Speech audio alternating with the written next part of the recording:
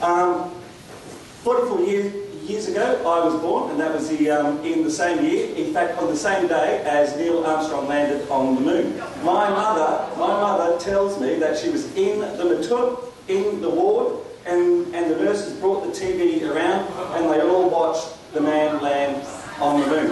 And ever since then,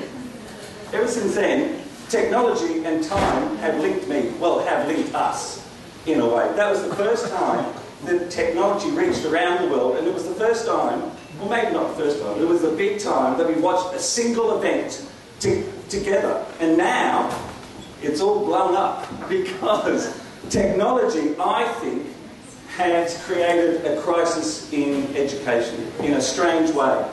By the time a boy is 21 years of age, they'll spend 15,000 hours on games. Girls, 10,000 hours. Yeah? To become an expert at anything takes you 10,000 hours. These guys are experts with computers. What does this mean for the classroom? It means that in the classroom, they don't have a lot of control. While in their world, in their digital world, they control everything. In the classroom, they can't change things. In the real world, their world, they can change everything. So, the educational message that we tend to give students is that they've got to think of the future. They've got to plan for the future. In their world, they don't have to do any of that. Their world is about 15 minutes long, and it just keeps on going ahead and ahead. If you stick a 21-year-old in an MRI machine, which I suggest that we all do now and then, and view their brains light up differently to mine. They're being rewired by technology. Now, we may think that's not doing anything to them, but I mean, just look around us now. People get angry when they have to wait for their computer to download something small. 30 seconds to wait is a long time. 20 seconds is worse. These are pictures of students in the moment. They are playing a game, but they are in the moment and they are totally engaged. Now, I want my students to look like that. However, it doesn't usually happen because my teaching is often controlled by a lot of outside factors such as testing, assessment, getting up in the morning can be quite hard. Well, my students' perception of time is not the same as mine. They live in the real world. They live in real time. So I've thought that I've got to create my lesson plans and my curriculum that minimises a student's perception of time. And we've heard from the other presenters about making it short, sharp blocks of time, 15 minutes of our time that recycles itself. But I often think that because students are caught up in the moment, we've got to give them an authentic task, and rather in some ways scaffolding, building them up towards the task. What the student wants is the task, and then maybe deconstruct the moment. I think both work. So, so I have to. I don't know about you. I have to make my lessons interesting, relevant, and rewarding. So every time I go into class, I try and think about what's the prize, what's the reward that student's going to get from spending an hour and a half with me. Yeah?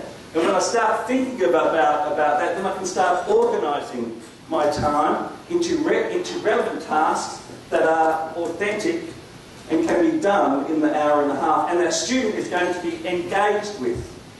Not just engaged, but held within their time, because it's not the same as my time. So, what, where, when and who, I have a card about that one, and I've forgotten it.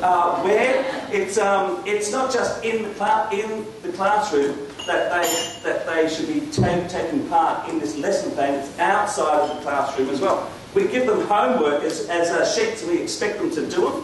No. They may do them, but they hate doing them. Take the tasks, the authentic tasks that we create, and put them in the classroom to carry on throughout the day, week, or the whole 15 weeks of the course. Because knowledge is a social activity, and knowledge right now, because of the internet, students have all the information in the entire world ever created at their fingertips. Why do they need to learn it when they can look it up? They've got a phone, they've got an iPad, they've got a laptop. So, create objects, but technology has its curse if you are using it in the classroom.